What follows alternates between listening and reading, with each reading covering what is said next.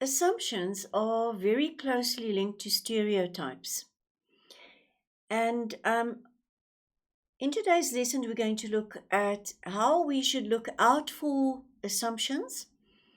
And we're also going to illustrate how certain authors have chosen to challenge assumptions or stereotypes held in his own era or in a certain time period, or in terms of the setting that he's using in his books.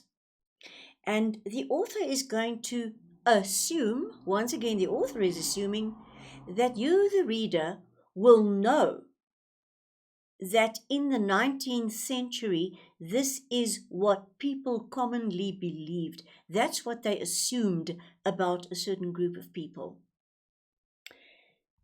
So, identifying assumptions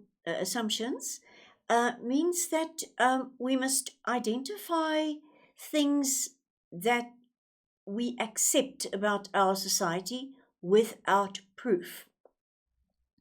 The without proof is important. We know it about a certain society. What we know people believed in the 19th century, we know today, most people don't believe anymore. They have a different set of beliefs, or assumptions that they cling to. And we assume that everybody understands the concept of smoking, for instance, that it's bad for your health. There is an unconscious assumption here. We all know that smoking is bad for you. Therefore, we can say that if somebody chooses to smoke, it's his own business. He wants to ruin his own health, well, let him do it. It's his right to do that. So smoking is a choice. So very few people still use conventional telephones and fax machines. That is an assumption that we have about our society. How many people do you know that still use telephones, conventional telephones, for instance? Not anymore, right? We also have this assumption about our society that youngsters are more adept at using technology than the older generation. It's a bit of a stereotype, if you can remember about stereotypes, because some older people are very, very good at using technology. But it's a commonly believed assumption here that the youngsters are much more good at working with technology. People in old age homes will be past a certain stage. When we think of people in old age home, we might set ourselves a certain age, and then we'll think of all people in old age homes looking a certain way. And of course, that is a stereotype, but it's a commonly held assumption. Now, in the same way, writers, it's quite a strange, it's almost a paradoxical thing, but writers assume. Remember, we said that common beliefs or assumptions, they are believed without proof. So writers assume that the reader, if he presents the reader with a certain setting and a certain age, say the medieval times or so, that we know how people thought and believed in those days. He is not going to explain it to you or prove it to you. He's just going to immerse you into that period, and he's going to assume that you know what people thought. And if you don't know what people thought, you must go and look it up. Go and read about it. Find out, how did people think? What did medieval people believe about marriage or whatever it is that is in the text? So the writers then assume that readers understand the assumptions held by people living in the setting of their texts. It doesn't have to prove it to you. And he will usually not try to prove or explain the assumptions to the reader. Now, in the first place, it's going to be extremely boring if he says, I am saying this because in those days people believed that law. That's something that you need to go and figure out for yourself by doing research. So remember that every era or situation that's reflected in a certain setting will carry with it a certain set of assumptions, and we must look out for it.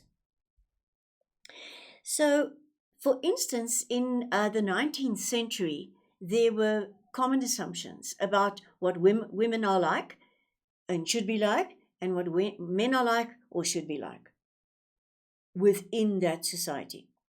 So, if you read Pride and Prejudice,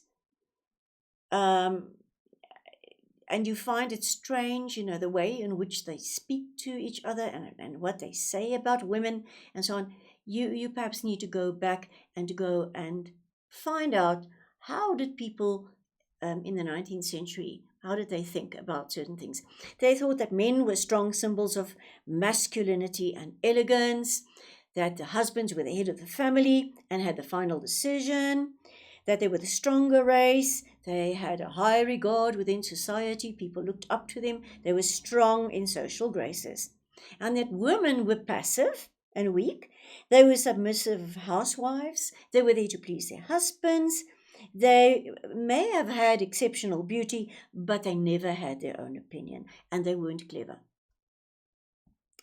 So you will now see that some writers, as time if you think about stereotypes, some people tend to want to go against the stereotype and say, but I am a woman and I don't feel like that. I am not like that. So some authors went ahead and challenged assumptions. For instance, in Pride and Prejudice, Jane Austen went against these assumptions and sort of tried to prove that it's not quite the same. So she challenged the assumptions by making Darcy proud and wealthy, snobbish and arrogant, but he was not your stereotypical male in terms of the things that we said just now. He somehow seems juvenile. He's not this man. He seems juvenile sometimes in the way in which he flirts with the girls, and so he's not quite the man of the 19th century. Then also Mr. Bennet, another male figure in the book, is quite withdrawn and passive. He's not this arrogant person. Mrs. Bennet is not your typical female. She is the housewife and so on, but she's overbearing, noisy, foolish and erratic, and she's bent on perpetuating the stereotype of marriage at all costs. So she's this very busy person. Also not just typical, stereotypical woman. And then, of course, there's Elizabeth, who insists on resisting the stereotype. She resists the stereotype of marriage at all costs. And she says that if she marries, it will be for love, not because of the money that she will have, the dowry involved, or the money involved, or the security within society. She will marry for love only. She's not your stereotypical female. She's strong. She's opinionated. She's not the typical housewife. She's intelligent and she's quick-witted. See, not the stereotype at all. So the common assumption is there that all women want to get married as soon as they can for social and monetary security. And the challenge by the author is, in the words of Elizabeth, I'll marry, but for love alone. I'm determined that only the deepest love will induce me into matrimony. So I shall end an old maid and teach your 10 children to embroider cushions and play their instruments very ill. Can you see how she resists? So we see the romance developing between Elizabeth Bennet and Fitzwilliam Darcy, and they both overcome these judgments, these stereotypes, and they do actually fall in love for real.